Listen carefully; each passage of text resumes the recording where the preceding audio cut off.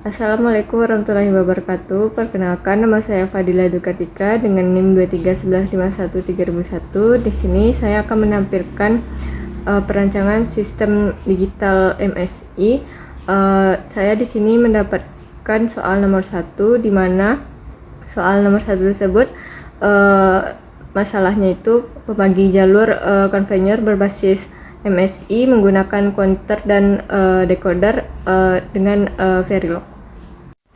Berikut simulasinya. Nah, pada bagian ini itu di mana saya menampilkan hasil simulasi sistem menggunakan modul SIM dalam bentuk waveformnya. Nah, pada waveform itu terdapat beberapa sinyal utama, yaitu ada clock, reset, counter, dan jalurnya. Untuk clock sendiri itu dia berjalan secara periodik. Setiap pulsa clocknya itu nantinya akan memicu perubahan pada counter. Nah, untuk awal simulasi reset aktif menggunakan kondisi awal, yaitu counternya bernilai 00 sehingga jalur 1 aktif. Nah, setelah reset tidak aktif, sistem mulai berjalan normal. Nah, selanjutnya ada counter. Counter ini itu berurutan setiap pulsa clocknya itu dari 00, 01, 10, 11, lalu kembali lagi ke 00. Nah, ini tuh menunjukkan sistem bekerja secara looping. Untuk output jalurnya itu mengikuti nilai counter, di mana 00 mengaktifkan jalur 1, 01 mengaktifkan jalur 2, 10 mengaktifkan jalur 3, 11 mengaktifkan jalur 4. Nah, di situ hanya satu jalur yang aktif dalam satu waktu. Nah, selain itu perubahan outputnya itu terjadi secara sinkron dengan clock. Nah, sistem bekerja secara stabil tanpa kesalahan. Nah, untuk hasil simulasi ini tuh terlihat bahwa sistem telah bekerja sesuai dengan perancangan pada tabel kebenaran.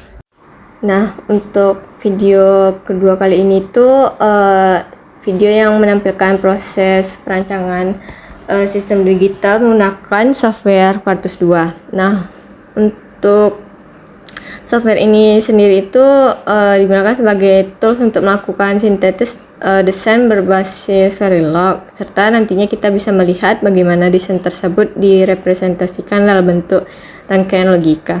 Nah, untuk tahap awalnya itu terlihat tampilan Quartus 2. Nah, di situ menunjukkan bahwa software itu siap kita gunakan. Nah, selanjutnya kita buat project baru melalui menu New Project Wizard. Nah, pada tahap ini itu kita menentukan nama project kita, lokasi penyimpanannya juga, terus folder kerja yang kita gunakan untuk menyimpan seluruh file desainnya. Nah, setelah itu kita lakukan proses penentuan file desainnya yang nantinya akan digunakan. Nah, untuk tahap itu file Verilog yang digunakan harusnya telah dibuat sebelumnya. Nah, jadi nanti tinggal dimasukkan ke dalam project.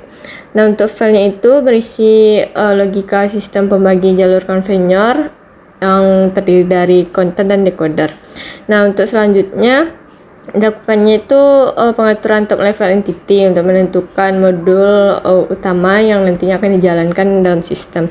Hal ini tuh penting banget agar Quartusnya itu mengetahui bagian utama dari desain yang akan kita proses pada tahap kompilasinya.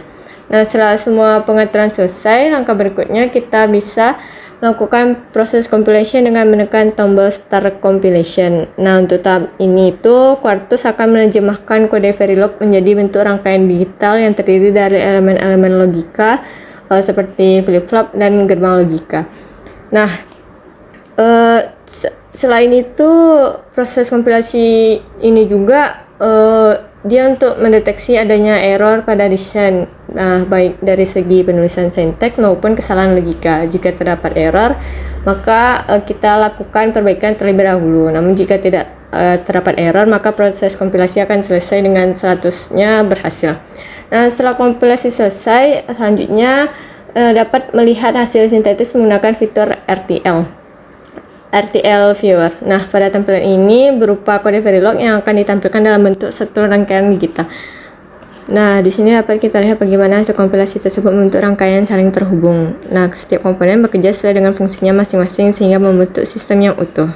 Nah, jadi itulah kedua video yang telah saya tampilkan. Nah, dapat dilihat bahwa sistem yang sudah berjalan sesuai dengan perancangannya. Nah, untuk counternya sendiri itu berubah secara berurutan dan jalur aktifnya itu berpindah dengan benar tanpa terjadinya konflik. Nah, untuk sistem ini itu juga bekerja secara stabil dan sinkron dengan clocknya itu. Terus dapat dikatakan bahwa simulasi yang saya lakukan telah berhasil.